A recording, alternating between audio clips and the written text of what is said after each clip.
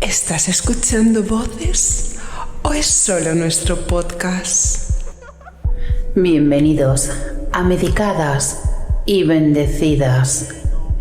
Dos mentes brillantes, mal diagnosticadas. Noticias virales, sectas de mentes y películas que dan más miedo que tu psicólogo de la seguridad social. Y recuerda, somos el resultado de un Dios un tanto errático. Medicadas y bendecidas. Medicadas bendecidas de pastillas. Bienvenidos a Medicadas y Bendecidas, el podcast que demuestra que dos neuronas pueden producir contenido. Yo soy maricón, sí, la neurona que queda despierta. Y yo soy Piru, la neurona que se fue a fumar y nunca volvió. ¿De qué hablamos hoy? De sectas, traumas y momentos incómodos. Lo de siempre. Amiguita, ¿tú alguna vez has tenido un momento incómodo? Sí, creo que todos los días en mi vida. No hay un solo día que no pase vergüenza. El problema es que yo no tengo ningún tipo de vergüenza. Eso está bien. O sea, soy muy tímida, Uh-huh. entonces a mí me cuesta mucho abrirme a la gente o contar mis cosas, pero luego yo no tengo ningún tipo de vergüenza. Muy bien, eso está bien. No sé lo que es eso. Puedo salir a la calle de cualquier forma. Ajá. Hacer el ridículo no me importa una mierda. Muy bien. Entonces es Genial. maravilloso. ¿Tú has tenido alguna vez algún momento incómodo? A ver, incómodo sí, pero que me diera vergüenza no. En plan, incómodo como que no te hablas con alguien y de repente aparece enfrente de tu cara. Y tienes que hacer la mirada de las 1000 yardas, en plan... Dios, te hacía muerto, ¿qué haces vivo? Uf, literalmente. Sí, para mí eso es un momento incómodo, pero no. Yo es que también salgo ya... En los 30 yo creo que ya te quitas un poco esa vergüenza que arrastras desde la adolescencia, ¿sabes? Y cuando llego a los 30 es como, bueno, mira, paso. O sea, si mañana tengo que salir a la calle con un moño aquí porque tengo que sacar al perro a pasear, pues tampoco me voy a estar haciendo la plancha, ¿no? Yo sufro todos los días. Bueno, no sufro todos los días. Algunas veces salgo a la calle de cualquier forma y luego llego a mi casa y digo... Da gracias de que no has encontrado con nadie que te interese. Bueno, y si te lo encuentras, lo saludas. Para No queda eso otra. existen los saludos. ¿Pero qué me estás contando? Pues mira, te voy a hablar de un momento incómodo que en 2016 un pedo provocó un tiroteo con 4 heridos en Valencia. Y es que... La discusión sobre quién se tiró un pedo fue el origen de un tiroteo entre miembros de dos clanes en la localidad valenciana de Torrent. El enfrentamiento a balazos se saldó con 4 heridos, uno de ellos de gravedad y 3 heridos. Una trifulca que tuvo lugar sobre la medianoche de un domingo y que movilizó a medio centenar de agentes, según reportes policiales. Al parecer, a uno de los jóvenes se le escapó un pum pum que fue correspondido por otro de ellos. Y así comenzó una discusión entre ambos clanes. Ambos grupos habían protagonizado otros tiroteos en el pasado, pero... A ver, se metió por allí la mujer de uno de ellos y luego la insultaron y luego la cosa se lió, total que sacaron pistolas y nada, pues... Un herido de gravedad y 3 leves. ¿Qué te parece? Pues me parece una fantasía por comerte unas judías que acabes con un tiroteo, o sea... Me comí unas judías y acabé con una bala dentro. Mi extraña adicción. Muertes estúpidas. Ay, amiga, pues estúpida, la mente del siguiente señor del que vamos a hablar hoy, porque prepárate que vamos a hacer un recorrido por una de las sectas más delirantes, más crueles y más absurdamente destructivas del siglo XX. Aesthetic, pero inestables. Los Anthill Kids, guiados por un señor con barba, ego desatado y una auténtica afición por el sufrimiento ajeno. Roch Theriault. Vamos, que si buscabas una historia bonita con moraleja inspiradora, este no es tu podcast. Rod Theriault nació en 1947 en Quebec, Canadá, en una familia católica estricta, numerosa y rural. De pequeño ya demostraba dos talentos: manipular al personal y convencer a otros de que él era especial. Para entender a los Ant Hill Kids hay que entender a su creador, Rod, que no era ni un genio del mal ni un estratega maestro. Era básicamente el resultado de una combinación explosiva entre narcisismo extremo, alcoholirio... ¡Alcoholirio me encanta! Es que he leído alcoholismo y delirio. Alcoholirio. ¡Alcoholirio! ¡Ay, me encanta! ¿Tú cómo eres alcohólica? Alcohólica. Porque tengo alcohol en la sangre y muchos delirios. Sí. Narcisismo extremo, alcoholismo, delirios místicos y cero autocontrol emocional. Abandonó sus estudios secundarios, declaró haber tenido visiones divinas y comenzó a labrarse la reputación de sanador natural y profeta local. Una especie de cóctel molotov psicológico. Rhodes tenía un talento muy específico: detectar las inseguridades ajenas y explotarlas. Sabía cómo tenía que escoger a sus víctimas: jóvenes idealistas, personas vulnerables y gente que buscaba un propósito. El típico niño que en el cole dice que tiene poderes y que puede ver el futuro, pero en vez de madurar y dejar de tonterías, el tío decidió hacer carrera profesional. En su adolescencia ya se distinguía por tener respuestas para todo, un ego inflamable y un talento precoz para el drama. Pero lo bueno vendría después. De joven, Rod se unió a la Iglesia Adventista del Séptimo Día. El tema del fin del mundo le fascinaba, pero claro, dentro de la iglesia él no podía ser el protagonista absoluto, así que empezó a tener ideas. Vamos, que se aburría en misa porque no salía él en la portada del boletín parroquial. Entonces dijo, ¿sabes qué? Me monto mi propio apocalipsis y soy el prota. Así fue. Dejó la iglesia adventista y decidió convertirse en sanador espiritual, experto en dietas milagro, profeta, guía, terapeuta, masajista del alma, lo que hiciera falta para capturar seguidores. A simple vista, Rod Theriault podía parecer un místico amable. Sí, es típico gurú que te sonríe con cara de yo tengo las respuestas, mientras que tú solo querías irte a tu casa a hacerte un colacao. Tenía risa fácil, discurso envolvente y una capacidad casi mecánica para recitar pasajes bíblicos enteros sin pestañear. ¡Qué mal rollo! Vamos, que era como un loro pentecostal con el ego del tamaño de Quebec. Y claro, con ese numerito consiguió que decenas de hombres y mujeres le juraran fidelidad como si hubiera bajado del cielo con un pendrive lleno de sabiduría divina. O como si se hubiera bajado del cielo con una suscripción anual gratis de Netflix. Porque francamente, habían visto cosas mejores que él. Pero la gente es muy de dejarse convencer por cualquiera que hable con suficiente seguridad. A Rod solo le faltaba vender aspiradoras.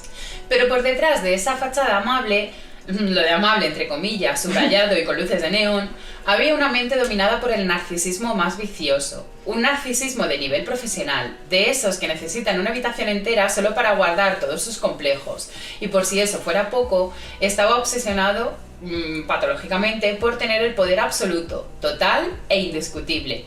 El sueño húmedo de cualquier dictador de bolsillo. Vamos, que si hubiera nacido en otra época, seguro que se habría presentado a presidente.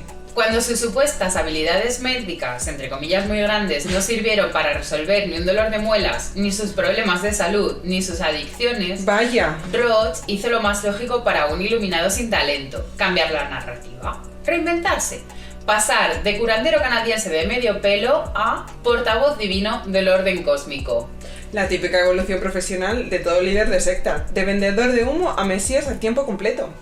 Fue entonces cuando empezó a hablar de autosacrificio, de penitencias físicas, de que el verdadero creyente es el que sufre contento, sonríe mientras le aplastan el alma y agradece que haya cada humillación como si fuera un regalo del cielo. Y por supuesto añadió la represión sexual, porque ningún líder de secta está completo sin meterse en lo que la gente hace sin pantalones. Evidentemente. Eso sí que es marketing.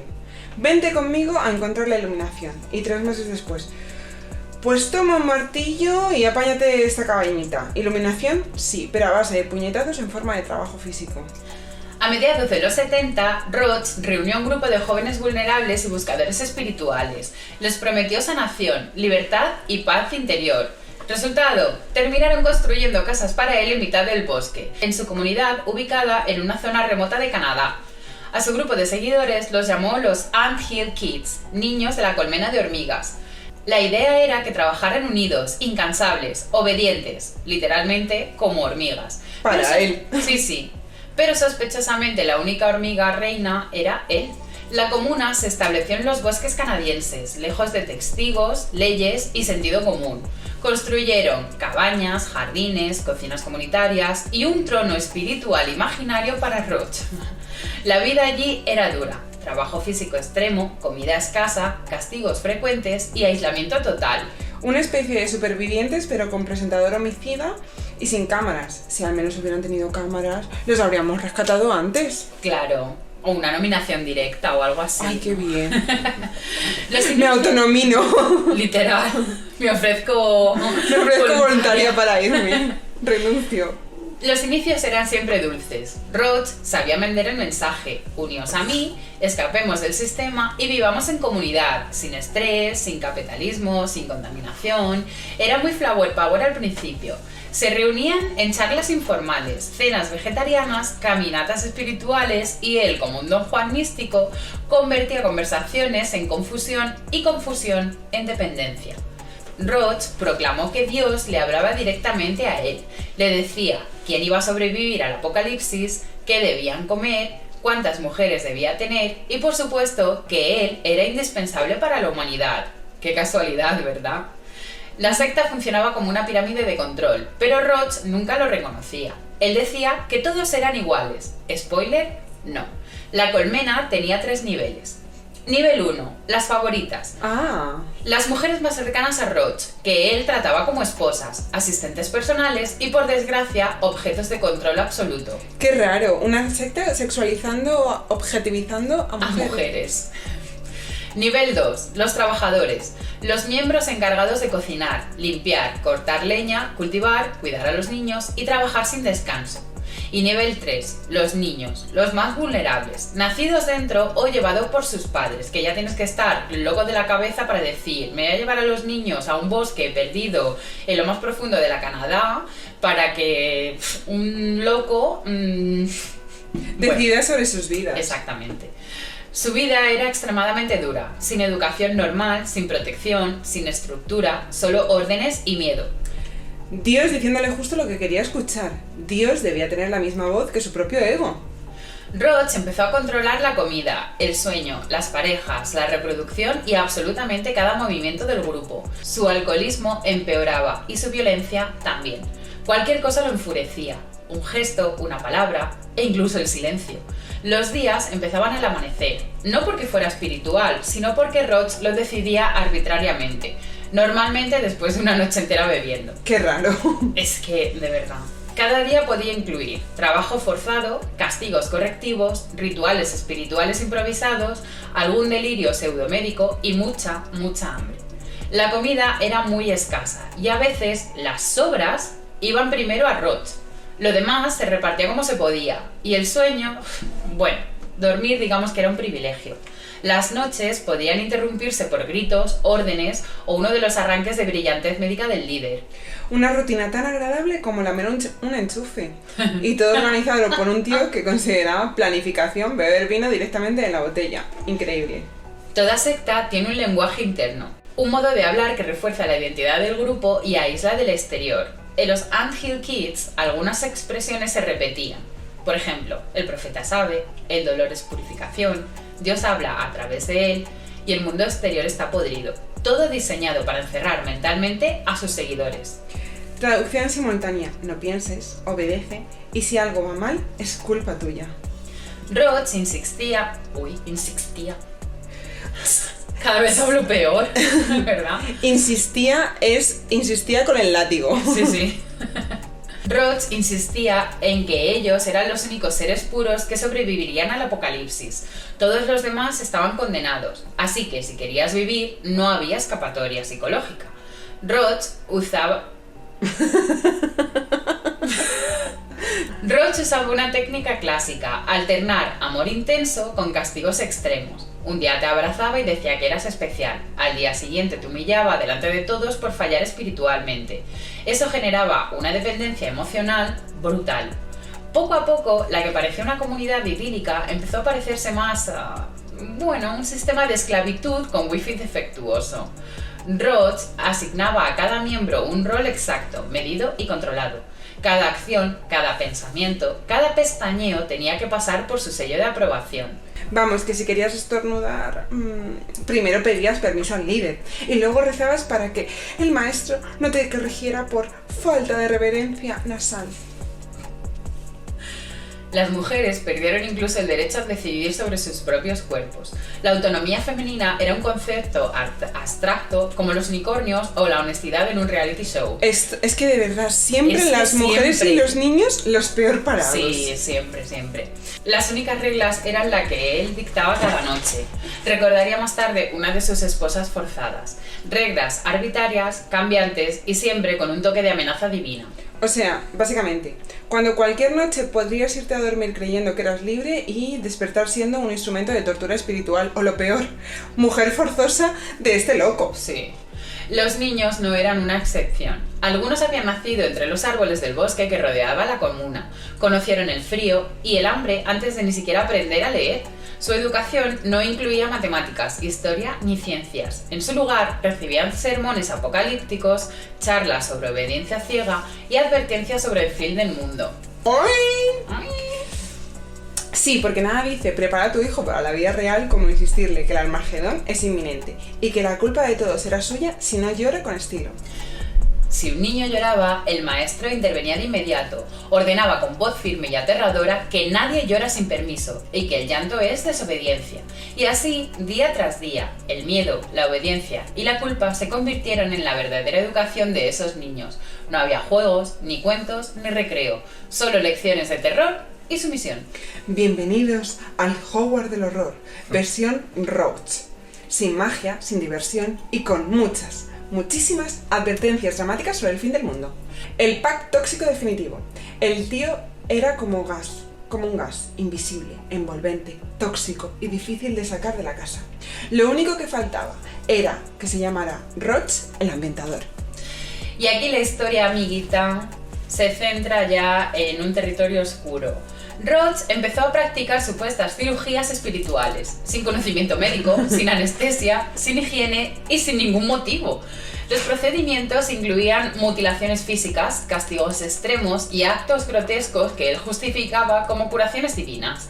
Además de violencia física extrema, hubo abusos psicológicos devastadores y también abusos sexuales. No vamos a entrar en detalle, pero solo diremos lo necesario. La dinámica era completamente coercitiva, abusiva y destructiva, afectando a mujeres, hombres y menores. El objetivo de Roach era simple: el control absoluto. Y todo bajo el eslogan, lo hago por vuestro bien, que es la frase favorita de cualquier manipulador premium. En una de sus supuestas cirugías, una mujer del grupo Solange Boilard, madre mía, perdonad mi francés, ¿vale? La cual se quejaba de un dolor de estómago severo, murió, ya que el loco este cogió un cuchillo de carnicero para extirpar parte del intestino. Solange murió desangrada ante la mirada impotente de los demás miembros, y Roach los culpó a ellos por falta de fe. Ese fue un punto de quiebre. El horror ya era demasiado evidente. No hacía falta un título de criminología para ver que aquello tenía más peligro que un atajo en la M40 con conductores cabreados. Otra vez, sin entrar en detalles específicos, diremos lo esencial. Roach utilizó el sexo como instrumento de control. Imponía relaciones, prohibía otras, decidía quién se acostaba con quién, cuándo, cómo y por qué. Todo bajo el pretexto de la voluntad divina. Esto causó daños profundos, traumáticos y duraderos en todos los implicados. Los niños crecían sin escuela, sin atención médica real, sin normas más allá de las que Roach decía y imponía. Muchos padecieron malnutrición, lesiones no tratadas y una disciplina absurda. Su mundo era pequeño, oscuro, lleno de miedo y de trabajo forzado. No conocían otra cosa. Cuando tu mayor aventura es no cabrear al líder, sabes que tu infancia se ha ido al garete. Y aquí entramos en una de las partes más delirantes, más si todavía cabe. Roach estaba convencido de que él tenía dones de curación. Si tenía fiebre, dolor, infección o cualquier síntoma, él intervenía, con métodos peligrosos, a veces con violencia física que él llamaba procedimiento. Nunca funcionaban, evidentemente. Es lo que pasa cuando tu currículum médico es una tarde viendo un documental y otro rato bebiendo un poquito de vino.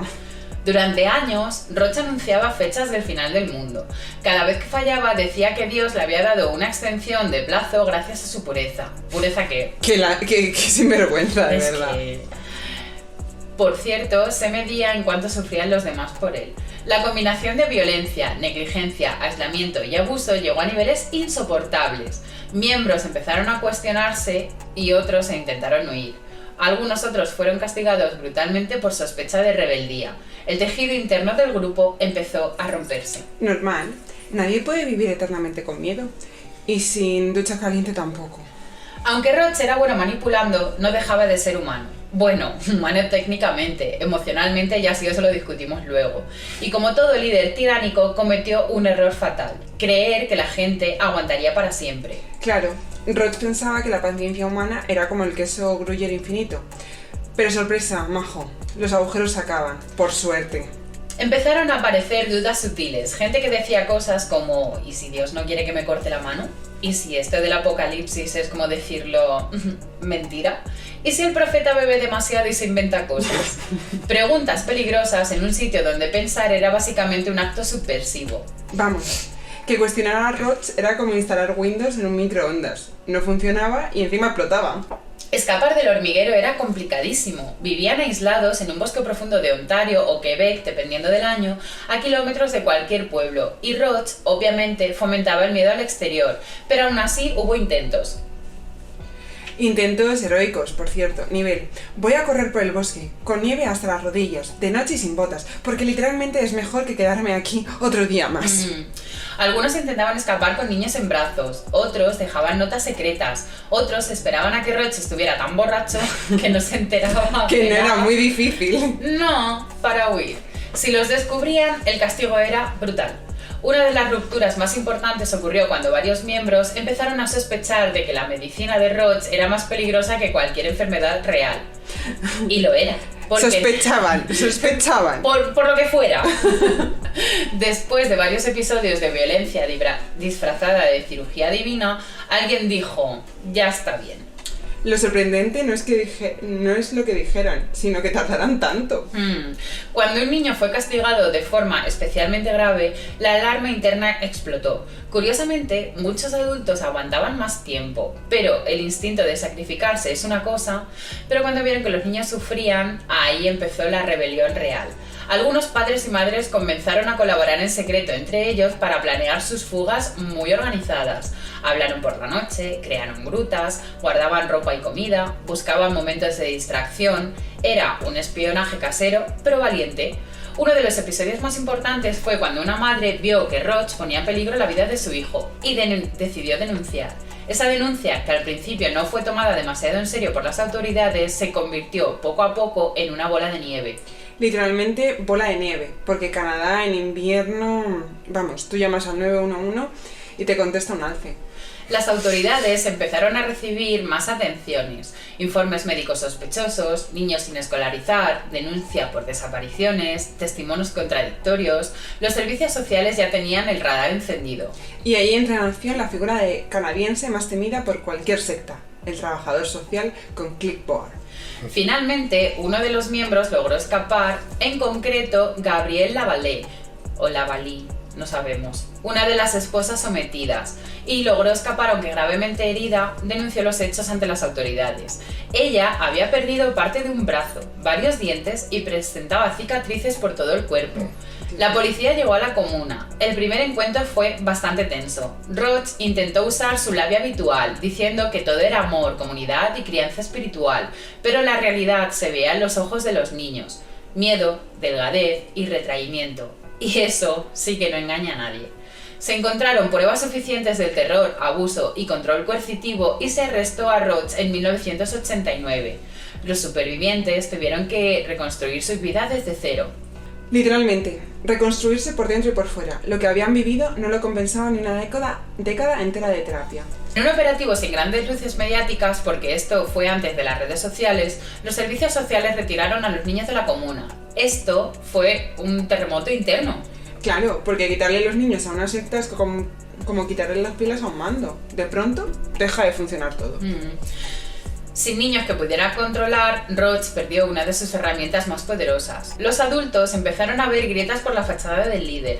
La pérdida del control llevó a Roach a un estado más maníaco. Bebía más, gritaba más, pataleaba más, estaba paranoico, inseguro. Y eso hacía que aumentara su violencia. Vamos, que su liderazgo era como un suflé mal hecho. En cuanto se abrió la puerta del horno, ¡pluf! Un incidente concreto, grave y fatal, finalmente alertó a las autoridades de que ya no se trataba solo de negligencia, sino de crímenes mayores. Una mujer del grupo sufrió daños irreversibles debido a una de las cirugías de Roach. Eso selló su destino. Tras años de denuncias, rumores, inspecciones y de vigilancia, la policía montó un operativo serio. Entraron en la comuna, arrestaron a Roach, interrogaron a los demás y sacaron documentos, herramientas, diario y prácticamente todo. Y Roach ahí, con su túnica, diciendo probablemente: esto es una prueba divina, mientras bebe un poquito de vino. Todos tienen túnica, querida. Esta moda nunca pasa de moda en las sectas. Pero las nuestras van a ser más fancy. Sí, las nuestras van a ser... con glitter. exquisitas. El juicio contra Roach fue extenso, doloroso y lleno de testimonios desgarradores. Miembros que habían escapado contaron públicamente lo que habían vivido. La justicia canadiense acumuló múltiples cargos: agresión, violencia extrema, mutilación, abuso infantil y asesinato en segundo grado. Roach fue condenado a cadena perpetua. Poco me parece. Vamos, un pack de luz cárcel, sin fecha de caducidad. En prisión, Roach intentó seguir manipulando. Quiso tener seguidores. Quiso ser alguien. Pero es que no para. ¡Déjame vivir! Y la linde se acaba y el tonto sigue corriendo. Pero allí, rodeado de criminales de verdad, su mérito espiritual no colaba. Y finalmente, en 2011,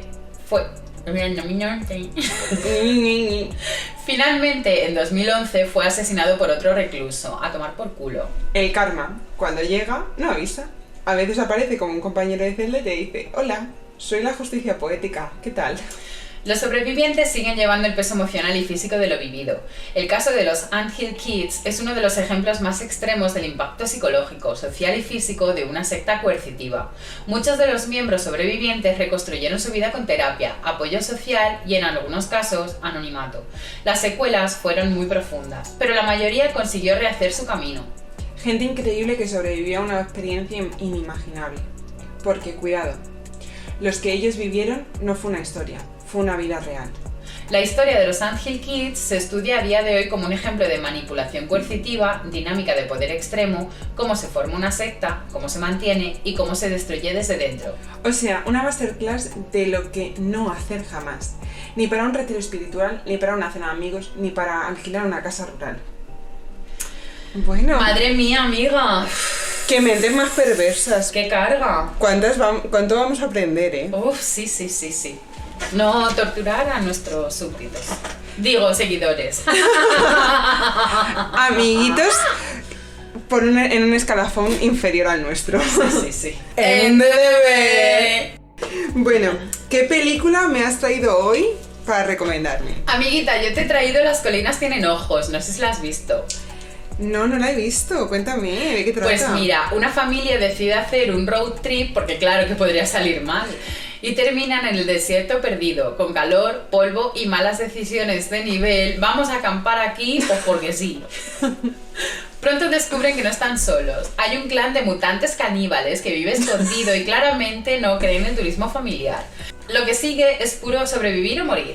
Carreras, trampas, gritos, tensión al máximo y momentos donde uno piensa: por favor, es que nadie va a coger el coche y se va a ir corriendo ya. La familia aprende rápido que el desierto es un lugar donde las reglas normales no aplican y que la humanidad puede ser muy fea.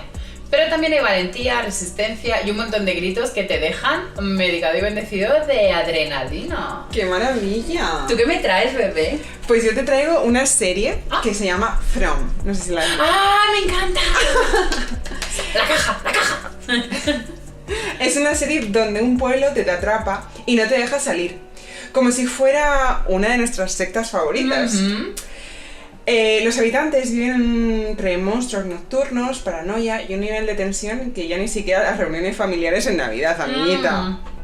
La trama avanza revelando secretos a un ritmo tan lento que parece que los guionistas también quedan atrapados en el pueblo. Eso sí, cada episodio te deja con más preguntas que respuestas Ideal si te gusta sentir que tu vida tiene más sentido que la de los guionistas. En resumen, From podríamos definirlo como un Lost con monstruos, menos playa y más posibilidades de morir horriblemente. Pero además, entretenido. Perdón. Sí, no, dime. Que sale Michael de Perdidos. Sí, justo. Claro, es su protagonista. Efectivamente. Ahí el... Nos gusta. Ya viene la temporada pronto. Sí, a mí la verdad es que las últimas temporadas se me están haciendo un poco largas, pero la primera y la segunda, fake. Sí. Totalmente. Bueno, pues nada, nosotras ya nos vamos, que no queremos molestar, ¿eh? Como siempre. No, tú no te preocupes por nosotras. Aunque no nos sigas en Spotify, Insta y YouTube, estaremos bien, supongo. Y no pasa nada si te olvidas, que ya estamos acostumbradas a ser ignoradas. Tú haz lo que quieras. Solo nosotras lo ponemos todo de nuestra parte. Bye. Adiós.